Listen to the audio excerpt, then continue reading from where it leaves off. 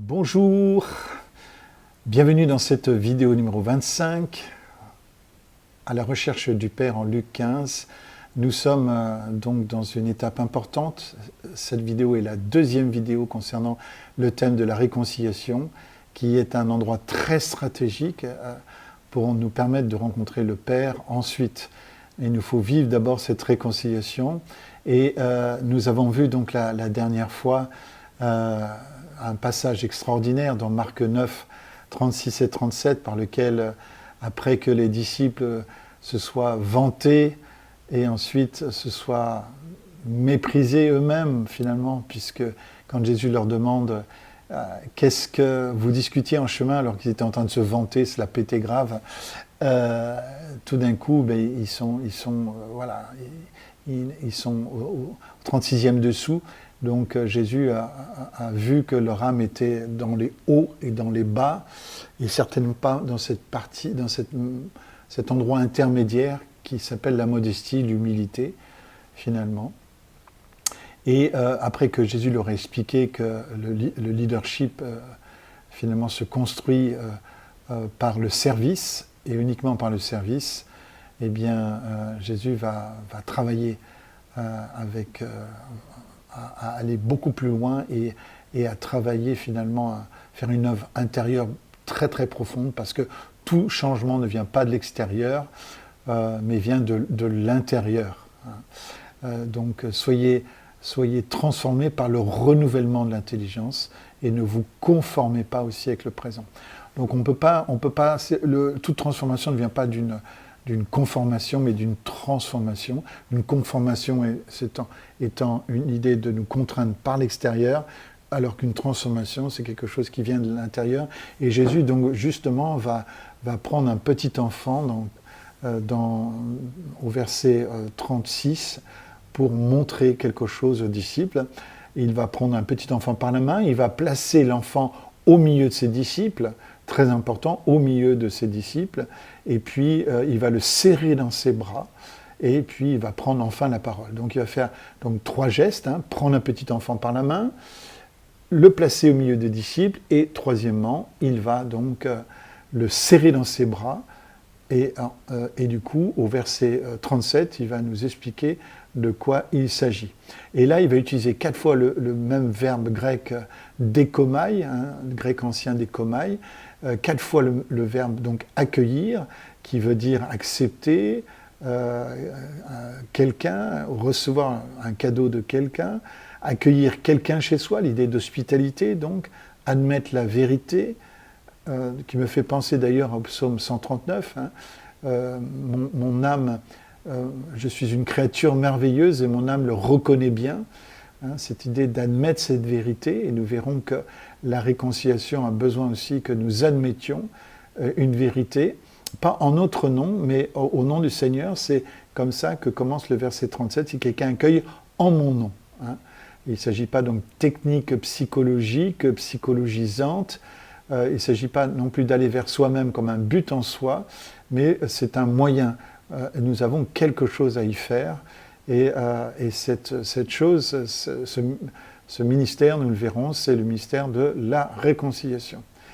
Ce verbe donc accueillir veut dire tolérer, supporter quelque chose, accorder quelque chose à quelqu'un. Donc tout un programme avec ce verbe qui est utilisé 4 fois, qui est très très rare. Je ne connais pas, à mon sens, d'autres versets où Jésus utilise 4 fois le même verbe, ce qui suppose que ce verbe est de la plus grande importance.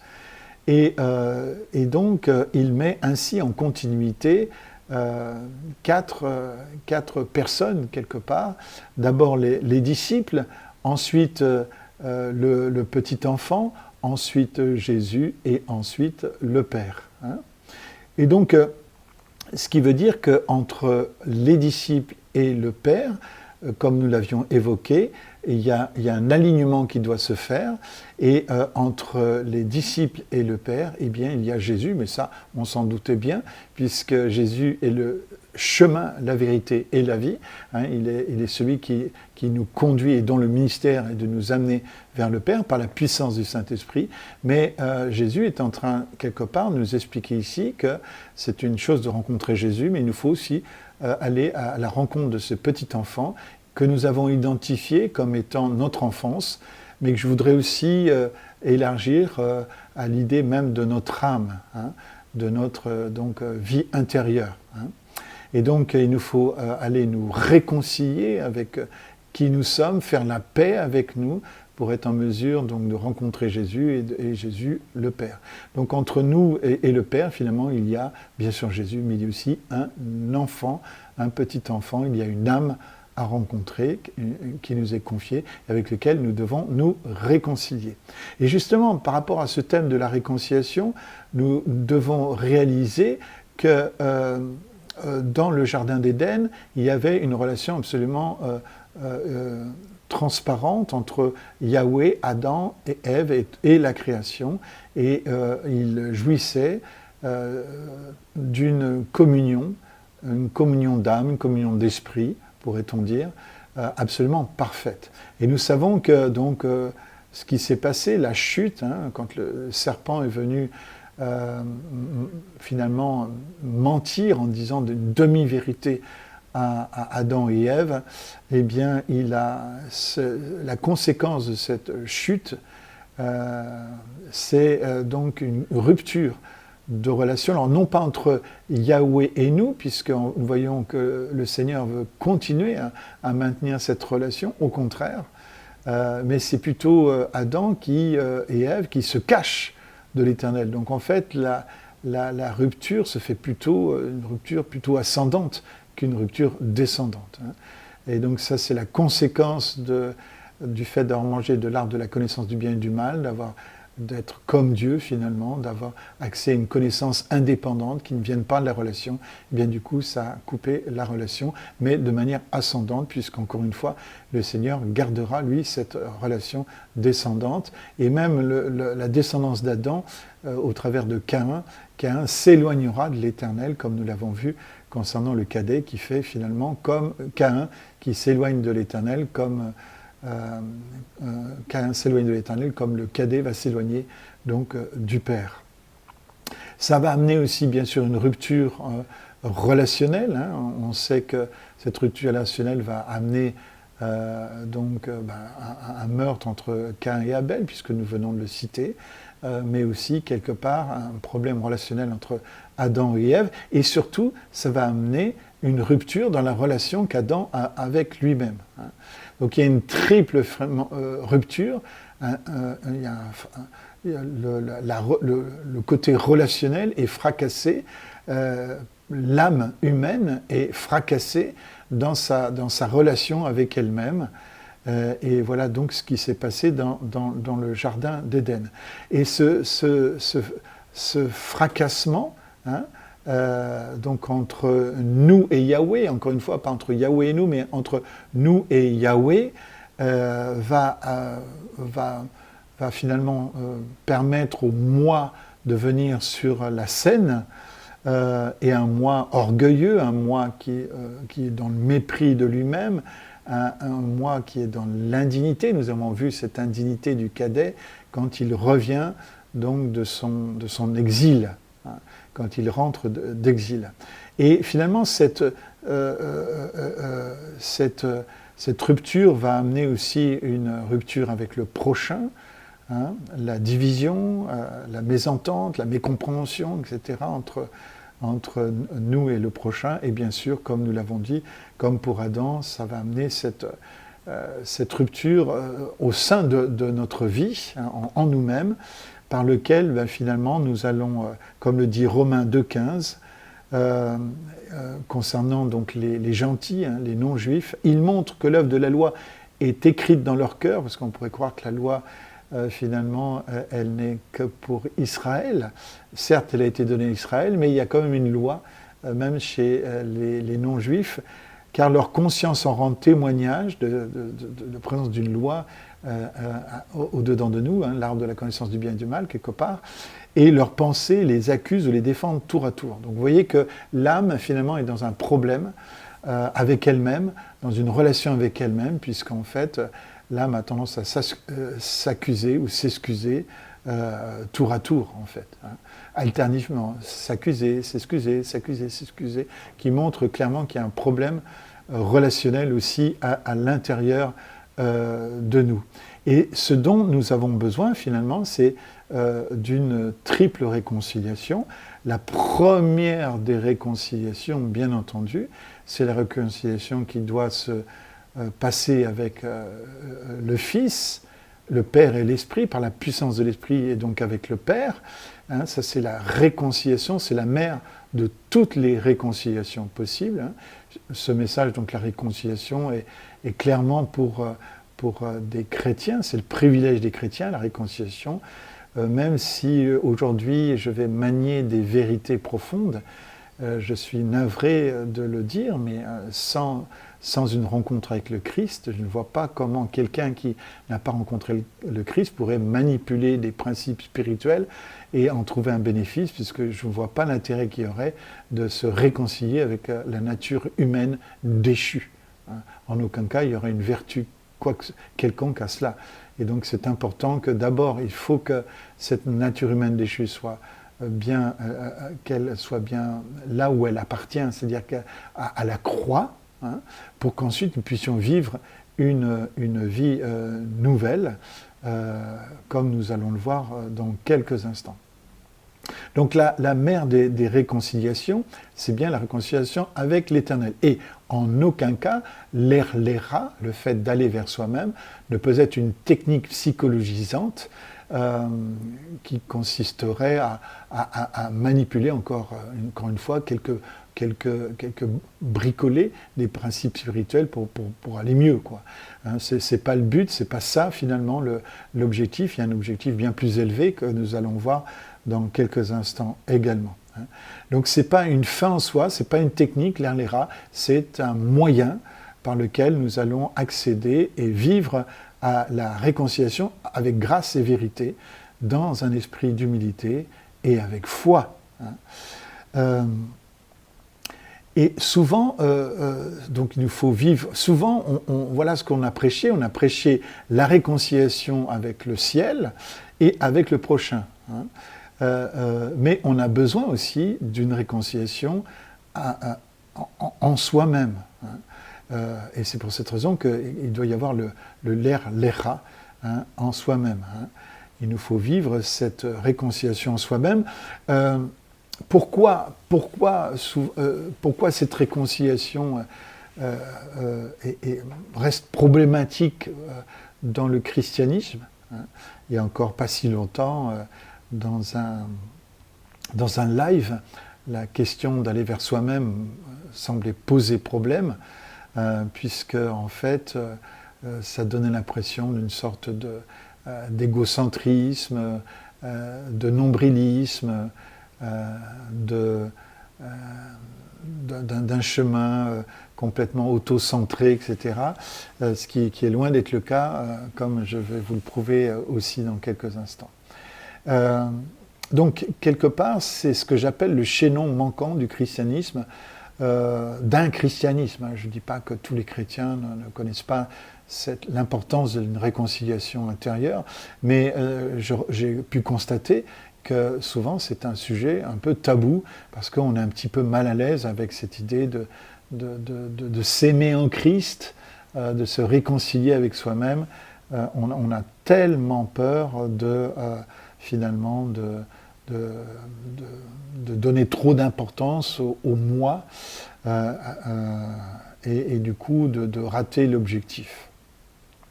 Ça peut même aller, comme nous le verrons aussi, vers la haine de soi, le mépris de soi, comme une vertu possible du christianisme pour mieux se sanctifier. Nous verrons que c'est absolument pas conseillé et nous verrons pourquoi. Donc souvent, vous savez, c'est cette absence de réconciliation, en fait, pourquoi on a l'impression que la réconciliation, c'est un acte égoïste, finalement? C'est plutôt le contraire. C'est-à-dire l'égoïste, en fait, c'est celui qui ne s'aime pas lui-même. Et du coup, comme il n'est pas réconcilié, il n'est pas en paix avec lui-même, ben, il demande à tout le monde, il exige une attention de tout le monde, il exige que tout le monde lui accorde de l'importance, puisque quelque part, il ne se sent pas exister assez. Du coup, il demande aux autres de le faire exister, ils attirent tout à eux, exactement comme un lavabo. Hein, je prends souvent cette image d'un lavabo dont on aurait enlevé le bouchon, la bonde. Du coup, l'eau tourne comme ça et finalement s'engouffre. Hein. Et bien ce trou, ce siphon qui se trouve en notre centre, c'est le péché. C'est le péché, c'est la non-réconciliation, c'est la conséquence de la chute qui a créé un trou, un siphon qui siphonne notre vie et qui nous rend conscients de nous-mêmes, préoccupés de nous-mêmes. Plus nous sommes problème à nous-mêmes, plus nous sommes problème à nous-mêmes. Moins nous sommes problème à nous-mêmes, plus nous pouvons nous oublier et entrer dans une mission vraiment, et entrer dans la préoccupation, une préoccupation missionnaire, une préoccupation d'autrui. Hein. Et nous cessons d'être le centre de toute chose. Nous sommes donc décentrés par la réconciliation. J'ai toujours constaté que dans toutes les classes, en tant qu'enseignant, j'ai pu voir ça, qu'il y a toujours un clown.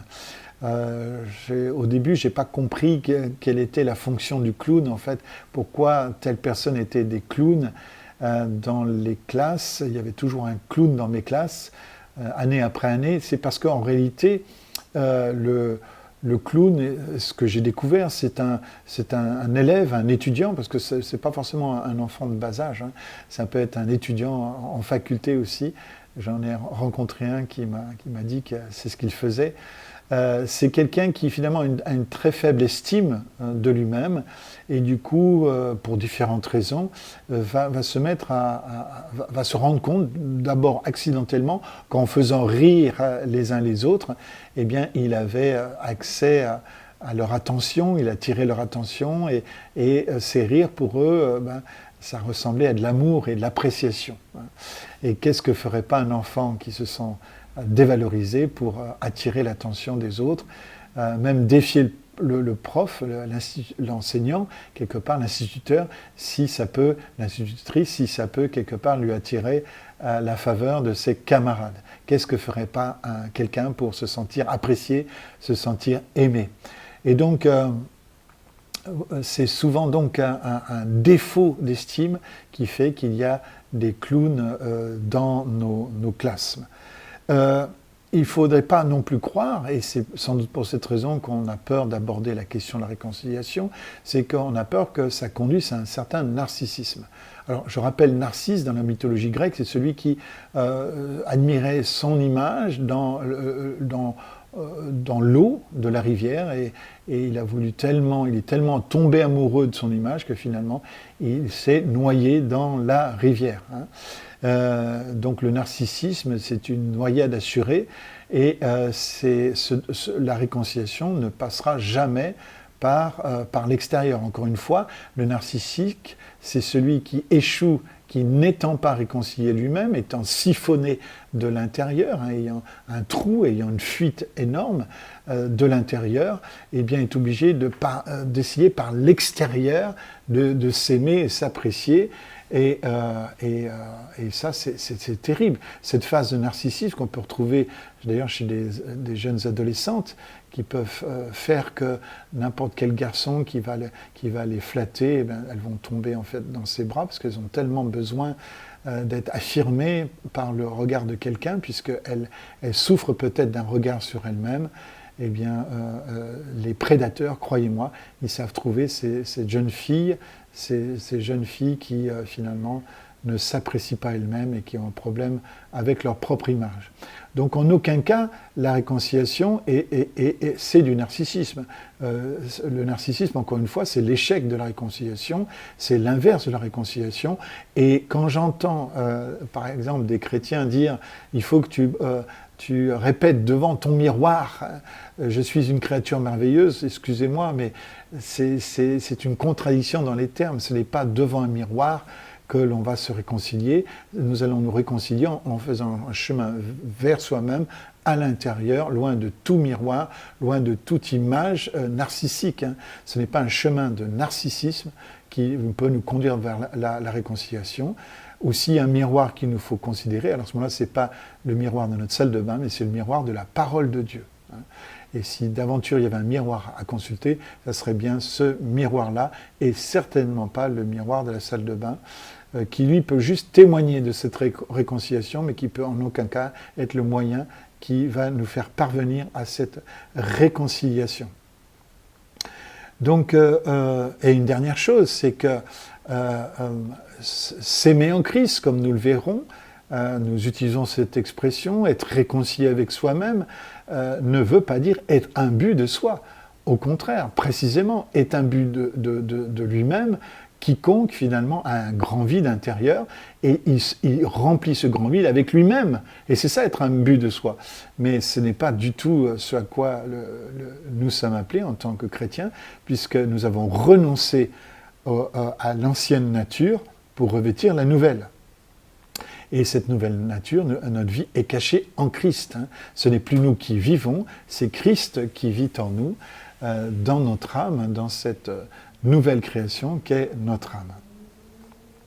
Donc quelque part, il nous faut vivre cette réconciliation avec l'enfant qui est en nous, avec notre âme, et nous verrons aussi avec notre corps aussi. Le corps fait partie de la réconciliation, puisqu'il est impossible d'être chrétien, d'être spirituel sans un corps. Le corps fait partie de la spiritualité, n'est pas son ennemi. J'ai beaucoup insisté dans ce parcours, parce que nous vivons des temps où effectivement, assez gnostiques dans le fait que le corps est soit exalté au-delà de ce qu'il faudrait, ou soit méprisé dans tout ce qu'aujourd'hui on lui propose comme transformation, ou comme négation précisément. Donc il nous faut cette triple réconciliation. Et justement, quand nous parlions de cette nouvelle création, pensons à 2 Corinthiens 5, 17 à 20. « Ainsi quelqu'un est uni à Christ, il appartient à une nouvelle création. » Nous sommes dans la version du Summer, d'autres traductions vont dire une nouvelle créature, mais j'aime bien cette idée que nous appartenons à une nouvelle création. Nous appartenons, il y a une nouvelle création. Le Seigneur a recréé quelque part le monde. Et nous faisons partie de cette nouvelle création. Les choses anciennes sont passées, voici les choses nouvelles sont venues. Donc il y a une nouveauté qui est déjà là, au milieu de nous, et notre âme née de nouveau, par la puissance de l'Esprit Saint, fait partie de cette nouvelle création. Et donc c'est donc dans cette nouvelle création que nous allons vivre cette réconciliation. Verset suivant, tout cela est l'œuvre de Dieu qui nous a réconciliés avec lui par Christ et qui nous a confié le ministère de la réconciliation. Donc nous sommes d'abord, comme nous l'avons dit, réconciliés avec le Père par Christ. Ça c'est la mère, c'est la matrice de toute réconciliation. Pour ça qu'en aucun cas, encore une fois, je proposerais à des non-chrétiens de se réconcilier avec eux-mêmes, parce que ça n'a aucun sens si on n'est pas réconcilié d'abord avec le Père en Christ Jésus. Et donc, il est clair que nous avons reçu le ministère de la réconciliation. Et donc, si vous ne savez pas quel ministère vous avez reçu, eh bien, sachez que vous avez reçu le ministère de la réconciliation. Ça, c'est un ministère qui appartient à tous. Au verset 19, en effet, Dieu étant en Christ, réconciliant le monde avec lui-même, cette expression est intéressante. Réconciliant le monde avec lui-même, bien sûr, le sens premier veut dire se réconciliant le monde. Le Père s'est réconcilié le monde avec lui-même. Mais c'est intéressant de voir comment la phrase est tournée, parce qu'on pourrait comprendre aussi que le Seigneur a réconcilié le monde avec le monde, et pas seulement avec Dieu. Moi, je pense qu'en fait, les deux sens sont valables, et le deuxième sens implique le premier. c'est parce que le monde est réconcilié avec Dieu, donc le monde en tant que création, en tant que humanité, que cette humanité peut être réconciliée aussi en elle-même, hein, sans tenir compte de leurs fautes, et il a fait de nous les dépositaires du message de la réconciliation. Vous voyez, ici, il est question de message. Donc nous avons pas seulement reçu le ministère, nous avons également reçu le message. Il n'y a pas de ministère sans message. Ce ministère ne peut pas être muet. Il est animé d'un message. Et il nous faut donc saisir ce message de la réconciliation. C'est ce que je m'applique à faire depuis déjà la dernière fois et dans cette vidéo-là. Nous sommes donc nous faisons donc fonction, c'est le verset 20, d'ambassadeurs au nom de Christ, comme si Dieu adressait par nous cette invitation aux hommes, au nom de Christ, nous vous en supplions, soyez réconciliés. Conclure sur ce passage de 2 Corinthiens 5, 17 à 20, et il nous faut réaliser que le mot-clé ici dans tout ce processus, c'est le verset 18 où il est dit « Tout cela est l'œuvre de Dieu ». En aucun cas, nous sommes dans une réconciliation, disons, conduite, dirigée par l'homme. C'est bien l'œuvre de Dieu qu'il s'agit de faire. Et heureusement que le Seigneur est à l'origine et à l'œuvre dans cette réconciliation, car il serait impossible de nous réconcilier, nous n'en avons pas la capacité. C'est un peu comme pardonner. Pardonner, ça restera toujours une décision de notre part, mais après, ça reste un miracle. Le miracle, c'est le fait, Dieu accorde le miracle à celui qui entre dans l'obéissance, dans la décision de pardonner, de faire grâce. Dès que nous entrons dans la décision de faire grâce, Dieu nous accorde le miracle du pardon et le fruit. Hein. Et bien, pareil pour la réconciliation. Nous ne pouvons en aucun cas nous prévaloir d'un quelconque mérite dans tout ce processus-là.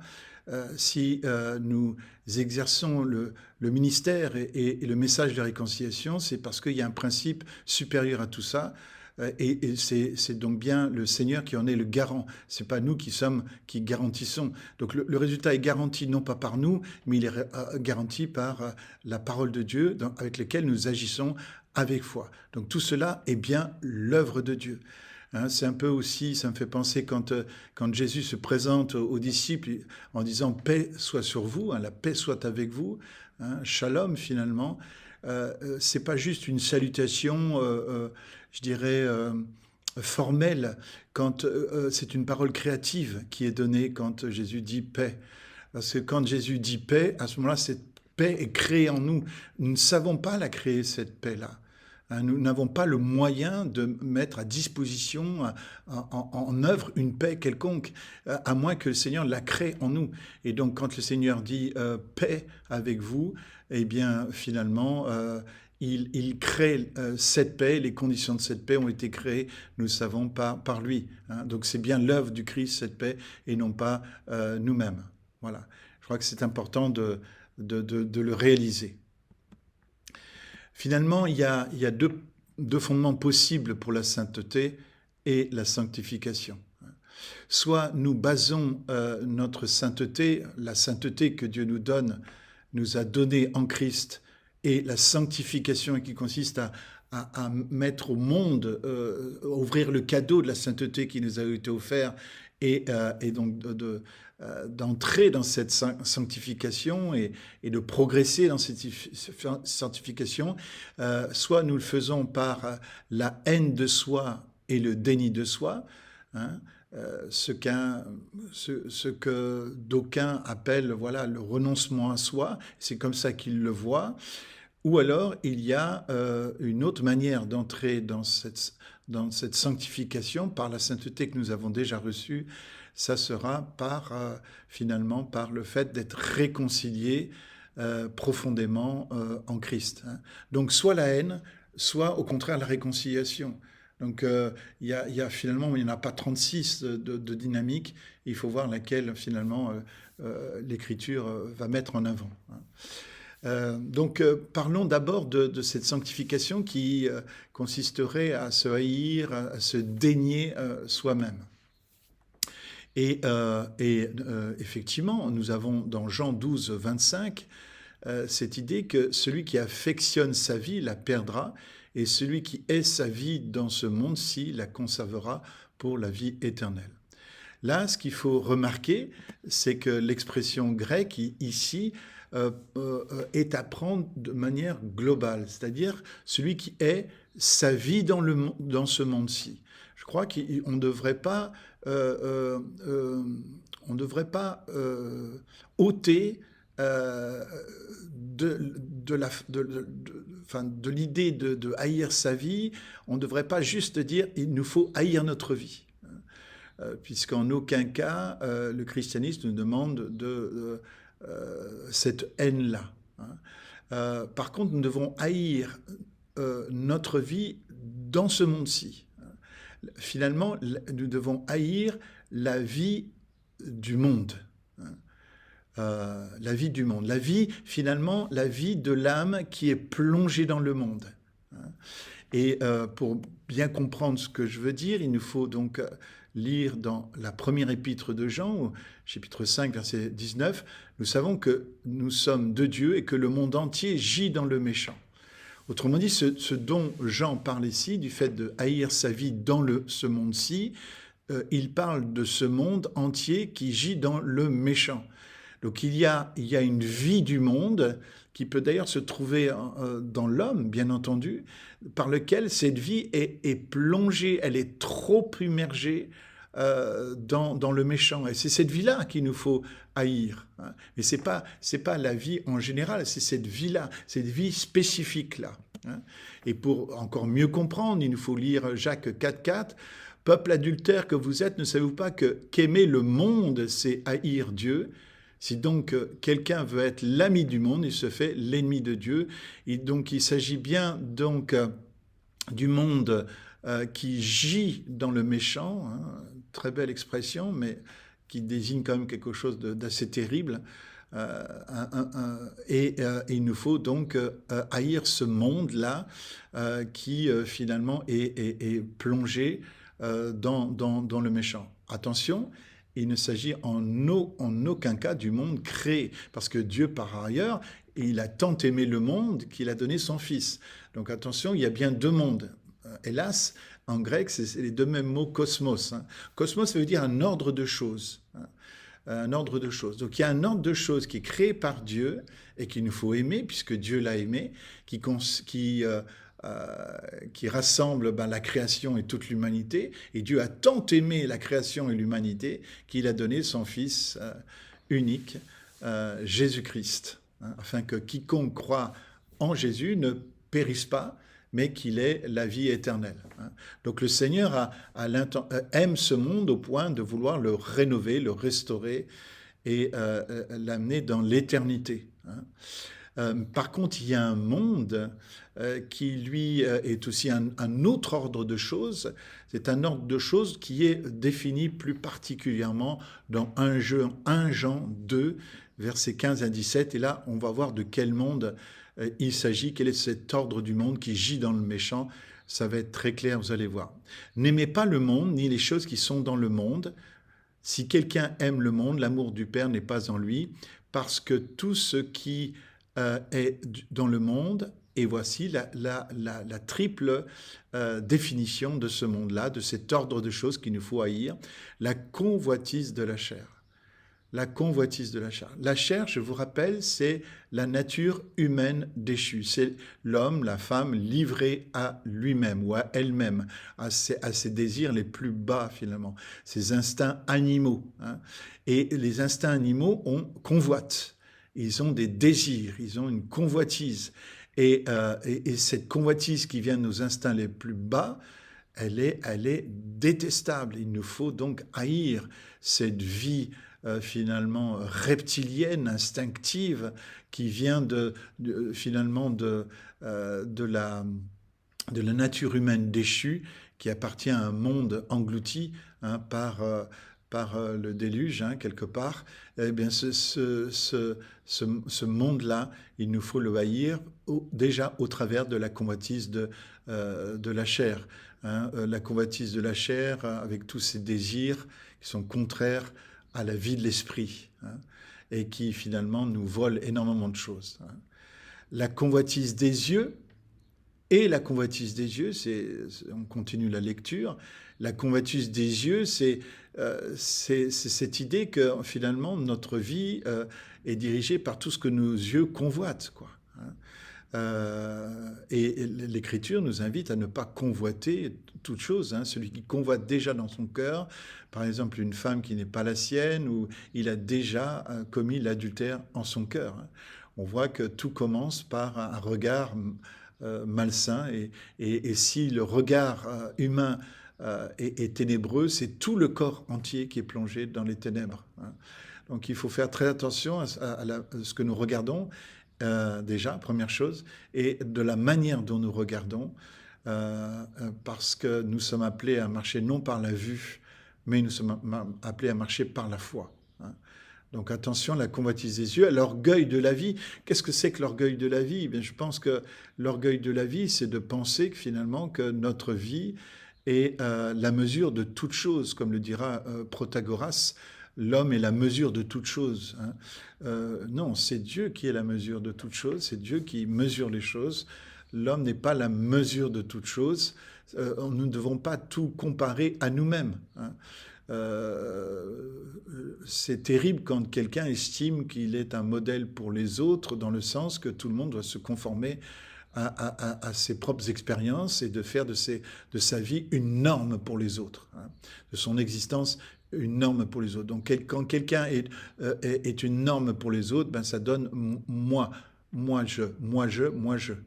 C'est ce narcissisme, cet égocentrisme, le fait d'être imbu de soi-même et d'estimer que tout le monde doit s'aligner sur sa propre conception ou sa propre manière d'être et s'aligner sur ses propres valeurs.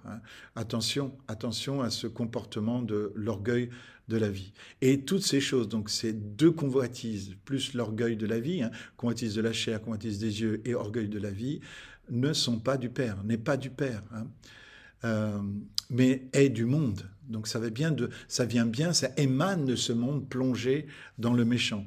Et le monde s'en va et ça convoitise. Donc ce monde-là s'en va. On sent qu'il est en déliquescence, mais celui qui fait la volonté de Dieu, lui, demeure éternellement. Donc en fait, il faut bien savoir ce que nous devons haïr. C'est pas notre vie que nous devons haïr, c'est cette part de notre existence qui est plongée dans l'esprit du monde, ou qui est lui-même, qui gît dans le méchant et qui émane, qui peut vouloir émaner en nous sous la forme de la convoitise de la chair, la convoitise des yeux et l'orgueil de la vie. Maintenant, voyons le deuxième fondement possible, et je pense que c'est celui-là qu'il faut privilégier, c'est la réconciliation, la paix avec soi, s'aimer en Christ. Finalement, la réconciliation, la paix avec soi, et le fait de s'aimer en Christ va amener un véritable oubli de soi. Si par exemple on imagine que deux voisins ne s'entendent pas, vous n'entendez pas avec votre voisin, vous êtes fâché avec lui à cause de, je sais pas, d'un problème de voisinage, et du coup, vous n'en dormez plus, vous êtes obsédé par le voisin, par ce qui s'est passé, ça vous vole votre paix finalement, et en fait, vous êtes constamment omnubilé par la problématique.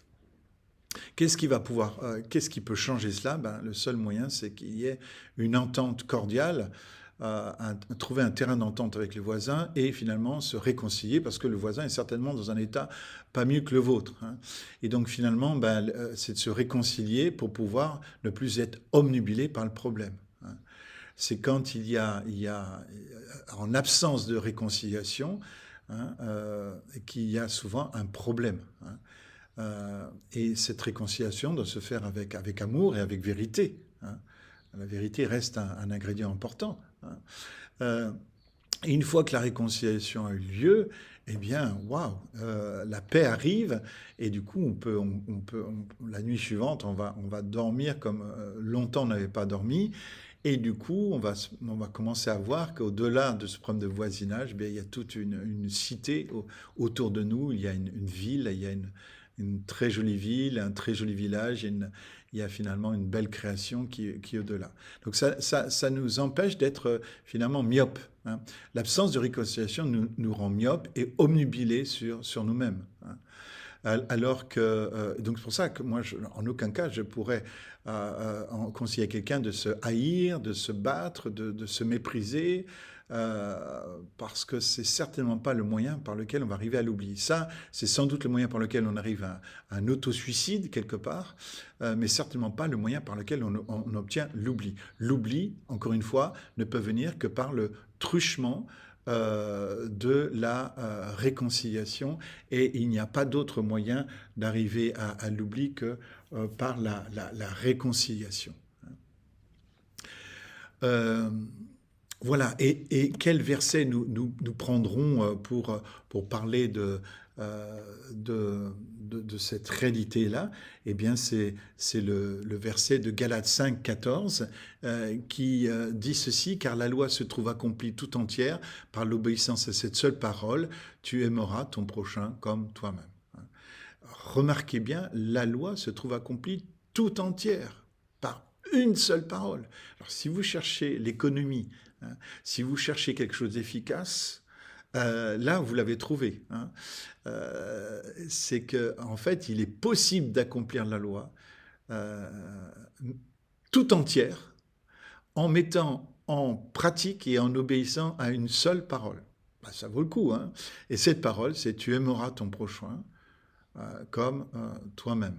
Donc, quelque part, nous ne pouvons pas efficacement aimer notre prochain si nous ne nous aimons pas en Christ nous-mêmes. Et ça, c'est hyper important, hein. Donc, l'oubli de soi ne peut se produire que dans la réconciliation, de faire la paix avec la Trinité, soi-même avec les autres. Donc, il y a d'oubli de soi, non pas en faisant le vide, mais en faisant le plein de réconciliation. Voilà. Et puis, juste pour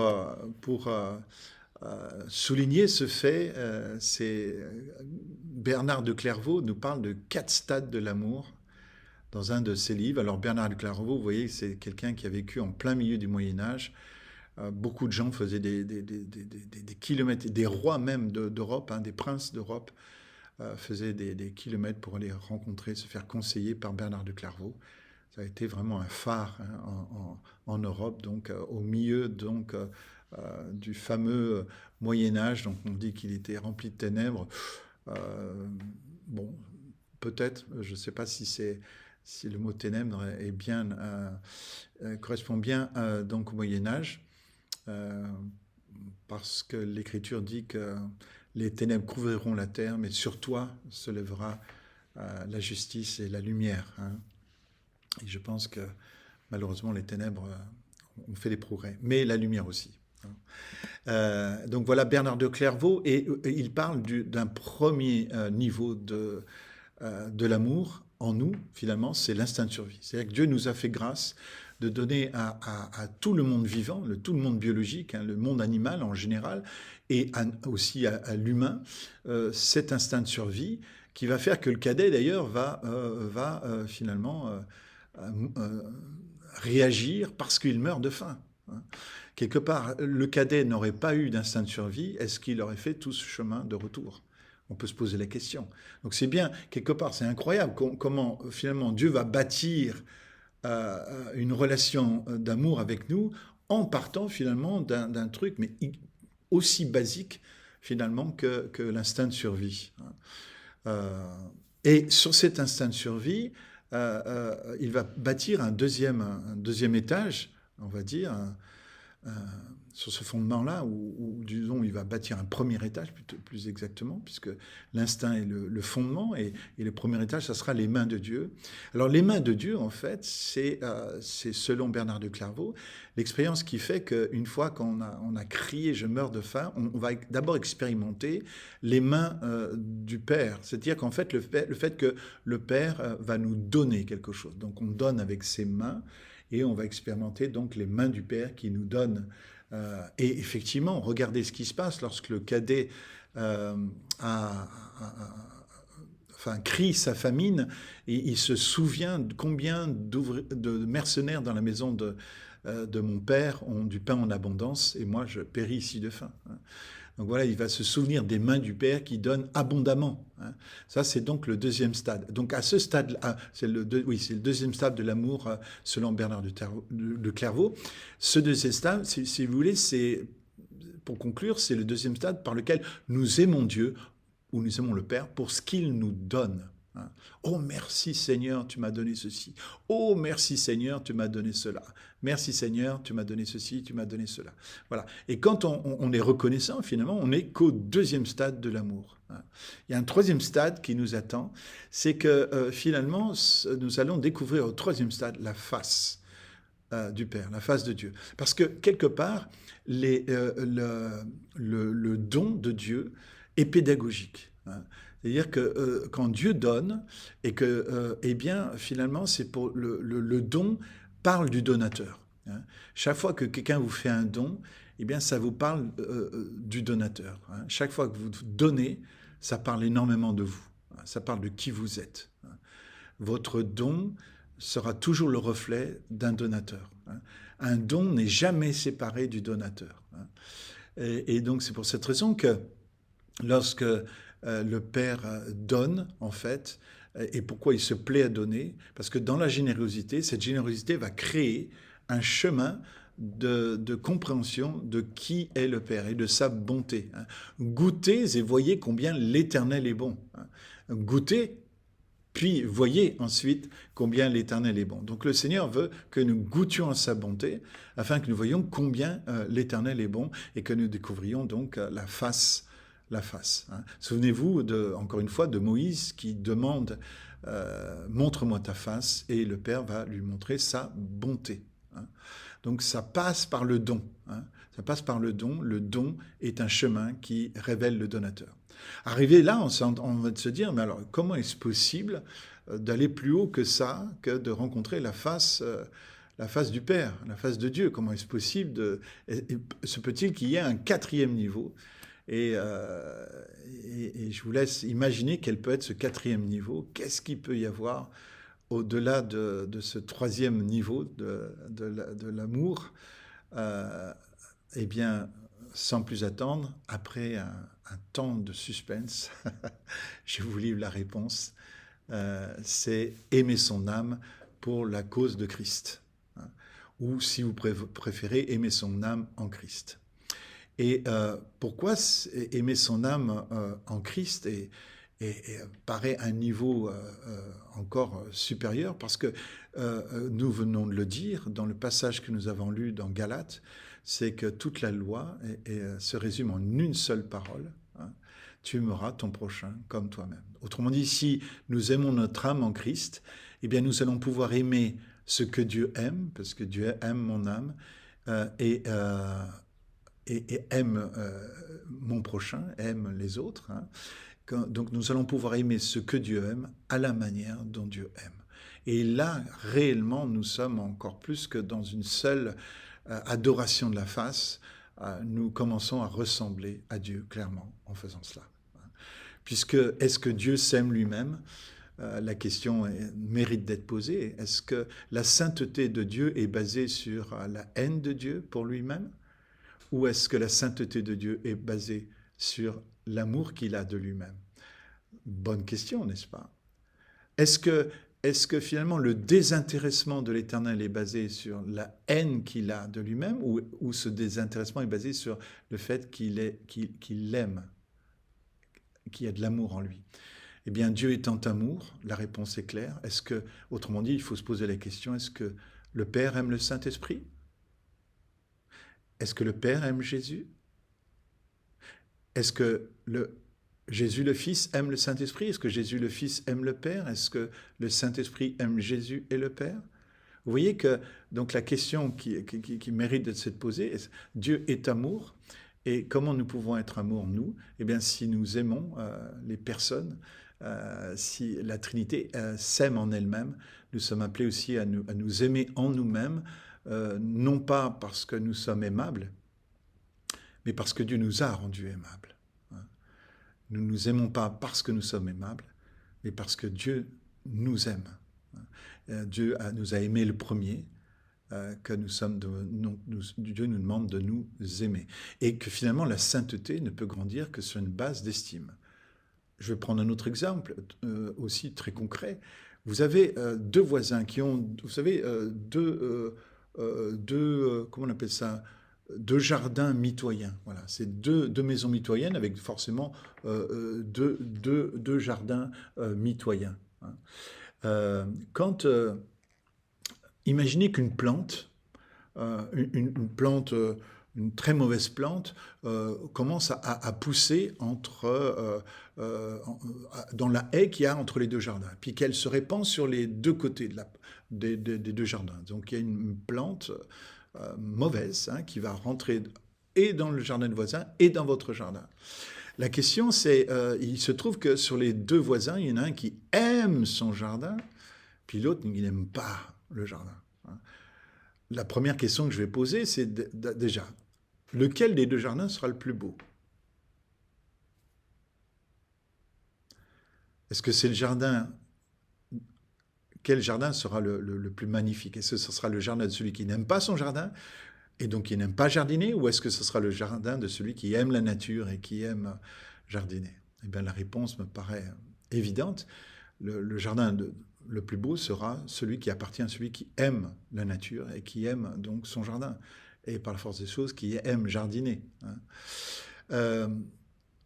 Question suivante, par rapport à cette plante qui s'est immiscée dans les deux jardins en même temps, lequel sera ému, s'inquiétera de la venue de cette plante dans son jardin? Est-ce que c'est celui qui aime son jardin ou celui qui ne l'aime pas?